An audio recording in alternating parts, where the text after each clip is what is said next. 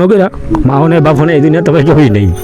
আমি মনে করি একবেলা একজন খাওয়াইলে খাই, না খাওয়াইলে না খাই যাচ্ছে। বাবা মা কেউই দুনিয়াতে নেই। উনি অসুস্থ হওয়ার পর ওনার ওয়াইফও ওনাকে ছেড়ে চলে গেছে। আমার একটা বাস স্ট্যান্ড আর আমার সুস্থ করা। বিসমিল্লাহির রহমানির রহিম।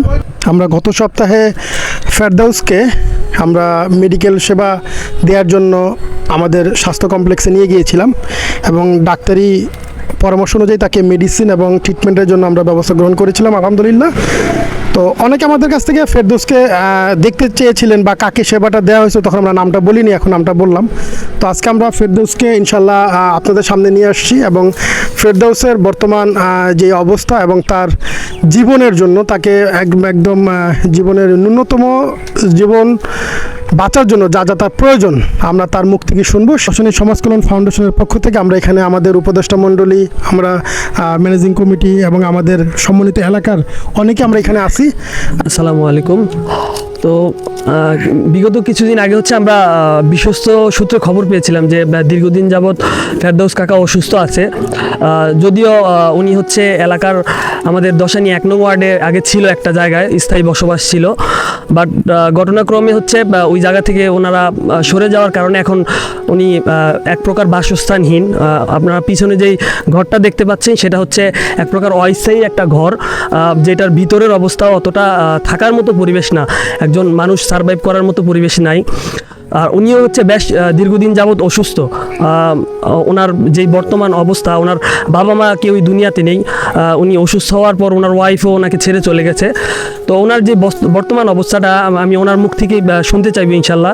তো কাকা, এখন আপনার কি অবস্থা? আপনি কিভাবে এখন চলতেছেন আপনি অসুস্থ হওয়ার পর থেকে? মনে করেন আমার এই বাঙ্গারি কেনার পরে যে টাকাটা উঠছিল অসুস্থ হয়ে পড়ুন আর কিনতে পারি নাই, ওই টাকাটা থেকে আপনার ওষুধ ভরি আমি মোটামুটি যথেষ্টভাবে নিজে খাইছি। খাওয়ার পরে যে সময় বাইরেও গেছি, আমার টাকা শেষ, দেশে বসে পাঠাইছে, বাইরেও গেছি, বাইরেও কিছু ট্রিটমেন্ট করে ওষুধ ভরি খাওয়াবো, কিন্তু সে পারত কিন্তু করে নাই। আমি দেশবাসীর উপর ফালা দিছে।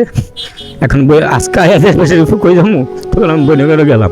তো 20-25 জন খাওয়াইছে, হ্যাঁ একটু গরিব, অনেক তেমন সম্বন্ধ নাই যে খাওয়াইব। তো আমি দেশে পড়ছি, আমি দেশের মেসে একবেলা আমার খাওয়াই, দুপুরে খাই, রাত্রে রুটি টুটি খাই, যাম তো ঘরটার ভিতরে আপনি খাই। অসুস্থর কারণে ওই দুটো বাঙ্গারি আছে বাইরে রাখছি, কিন্তু অনেক বাঙ্গারিগুলো ব্যস্ত নেই। আর 3 মিন আরও রোজাই আমি কিনছি, এই গড্ডা আমি কিছু টাকার জন্য করতে পারিনি। ওই মিস্ত্রি টাকাটা জোগাইছিলাম, আবার ওষুধে ভাঙ্গা গেছে। এখন আপনার এলাকা, হ্যাঁ আপনারা সমন দশানী সমাজ কল্যাণের ফাউন্ডেশনের পক্ষ থেকে আপনারা আমার সাহায্য সহযোগিতা করলেন। এতিম মনোকেরা মাহনে বাফনে এই দুনিয়া তবে আমি অসুস্থ। গত সপ্তাহে ডাক্তার কাছে তুমি গিয়েছিলা? হ্যাঁ গিয়েছিলাম, এবং ডাক্তার যে ওষুধ দিছে বা ট্রিটমেন্ট চলতেছে, আগের থেকে কি তুমি একটু ভালো আছো কিনা? আগে পানি ছিল, শৈল গালমুখ খুলছে, ওই ট্যাবলেট খাওয়ার পরে একটু ধরুন হয়তো কমছে। শুনতেছিলাম কাকার মুখ থেকে যে ওনার অসুস্থতার পরে ওনার ওয়াইফ চলে যাওয়ার পরে দেখা গেছে উনিও আগের মতো কাজ করতে পারে না। কাজ করার যে উপার্জন হতো সেই উপার্জন দিয়ে সে আগে দিন চলতো, যে তার দৈনিকের উপার্জন দিয়ে পরের দিনের তার রুটি রুজির ব্যবস্থা হতো, যেটাকে আমরা বলি।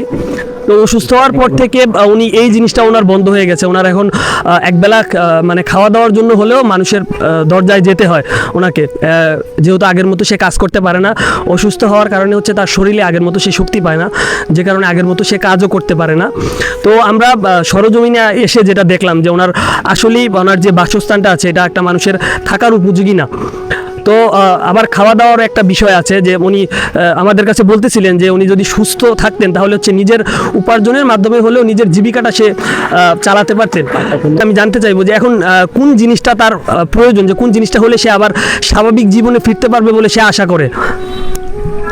আমার কাছে, আপনার কাছে আমার এটাই আবদার, আমার একটা বাস স্ট্যান্ড আর আমার সুস্থ করা তুলে দেওয়া। ওর ঘরটার অবস্থা খুব ভালো না। বিষয় হচ্ছে এই যে ওর ভিতরে আসলে ক্যামেরাটা ভিতরে আসলে দেখানোর কিছু নাই। এটার মধ্যে খুব কিভাবে যে যায় এটা আসলে ওই দেখছো খুব খারাপ অবস্থায়। আসলে এটা মানবিক দিক থেকে আসলে এটা খুবই মানে দেখলে এটা আসলে মানে মানুষের আসবে না। এটার মধ্যে মালামাল, এটার মধ্যে একটা মানুষ কিভাবে থাকে, এটার মধ্যে আসলে খুবই খারাপ অবস্থা।